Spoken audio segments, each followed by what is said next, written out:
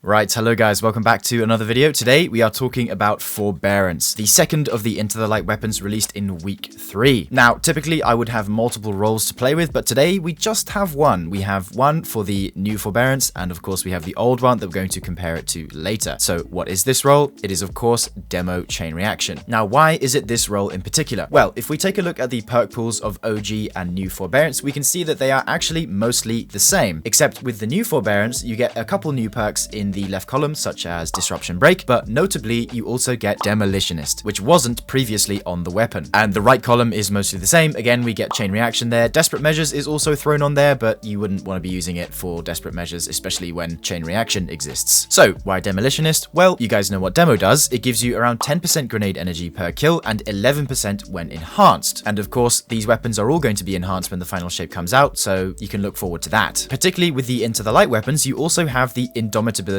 Origin Trait, which gives you 5% grenade energy when you're running a light subclass, or 5% melee energy when you're running a dark subclass. Now, today we're going to be using a light subclass to try and maximize the amount of grenade energy we can get per kill, which when you assume that Demolitionist is enhanced, together they will add up to 16% grenade energy per kill. This means that you'd expect to have your grenade back in roughly 7 kills. So let's see if that's true. I currently have the Solar Grenade equipped, which is one of the longest cooldown grenades in the game at 2 minutes and 32 seconds. So I'll just show you what that looks like now. We've come to the Breakneck mission from the Lightfall campaign, so let's just have a go. I'll chuck away the grenade, and let's have a look what it can do.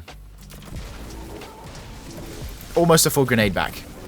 That's kind of insane, I can't lie. Alright, let's have a look at that one more time. There we are, almost full grenade back from roughly 5 kills. A couple more should do it, and there we go. I'll chuck it away, wait for the next group of enemies. There's around 6 kills there. And yep, we almost have it back. Obviously, it has the exact same add clear power as Forbearance does because of Chain Reaction. And there we go, there's the grenade back.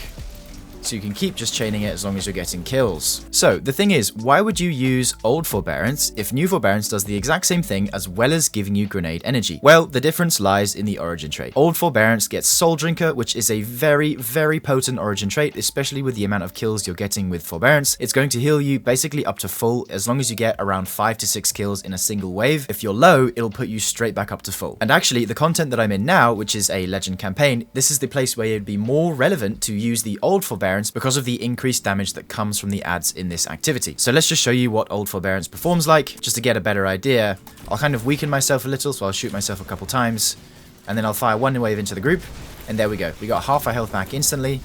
Obviously, Ambitious Assassin is quite nice, but, you know, not mandatory. Not as good as something as Demolitionist would be. If we had Demolitionist with Souldrinker, that would be a whole different story. But let me just try and weaken myself again. So there we go, red bar health, get a few kills. Got most of our shields back, and it's hits, not kills, which is the nice thing. So I'll just damage myself again, put this into a group.